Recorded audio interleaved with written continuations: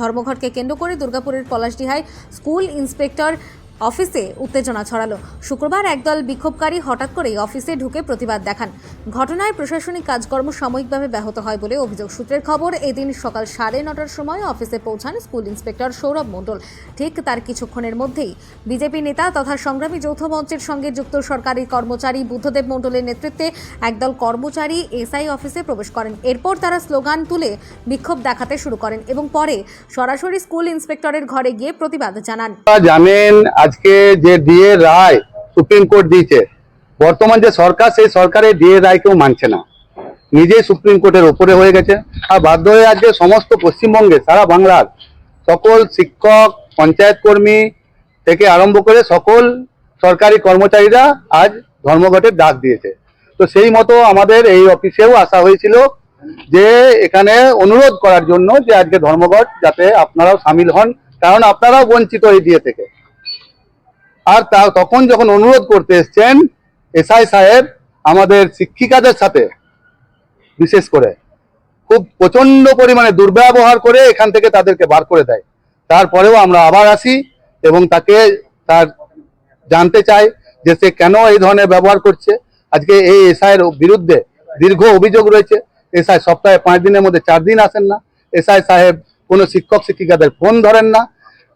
বিভিন্ন যে কর্মকাণ্ড আসলে দেরিতে আসেন, 3টের সময় প্রতিদিন বেরিয়ে যান। এই ধরনের রিপোর্টের পরিপ্রেক্ষিতে আজকে আমরা এখানে তার কাছে আমরা জবাবদিহিও চেয়েছি তার কাছে।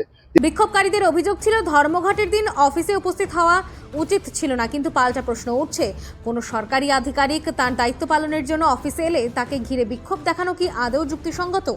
প্রশাসনিক দপ্তরে ঢুকে এভাবে চাপ সৃষ্টি করা কতটা গ্রহণযোগ্য, সেই নিয়ে এখন বিতর্ক তৈরি হয়েছে। জেলা তৃণমূলের সহসভাপতি উত্তম মুখোপাধ্যায় জানান, হ্যাঁ, আমি আজকে শুনেছি এখানকার যৌথ মঞ্চের পক্ষ থেকে বিজেপির মণ্ডল সভাপতি, 3 নম্বরের মণ্ডল সভাপতি এবং কিছু কমরেড তারা এসআইয়ের কাছে গিয়ে পরে মানে খুব জোরে জোরে চিৎকার করে ধর্মঘটের জন্য আপনি কেন অফিসে এসছেন।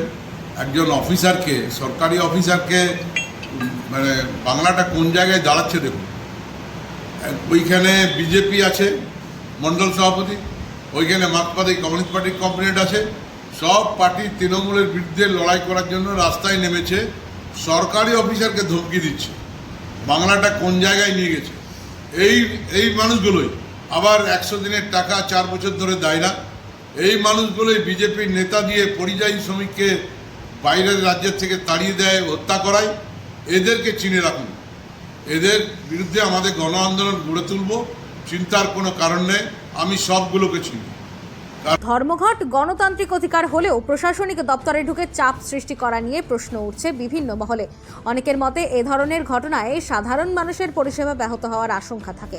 ফলে আন্দোলনের নামে সরকারি দপ্তরের স্বাভাবিক কাজ ব্যাহত করা কতটা যুক্তিযুক্ত, পলাশডিহার ঘটনায় সেই প্রশ্নই নতুন করে সামনে এনেছে। হ্যাঁ, তালা লাগিয়ে দিয়েছিলাম আমরা না, সে দিয়ে যান তাহলে প্রত্যেকটা অফিসে গিয়ে রিকোয়েস্ট করেছিলাম। হ্যাঁ, আপনি যখন এলেন তখন তো আপনাকে আমি কিছু বলিনি। আপনি আমায় যা জিজ্ঞাসা করছিলেন আমি উত্তর দিচ্ছি। তারপরে আমার ব্যক্তিগত নয়, কেন। দুর্গাপুর থেকে বিধানচন্দ্র গাঙ্গুলির রিপোর্ট, বঙ্গলেখনী।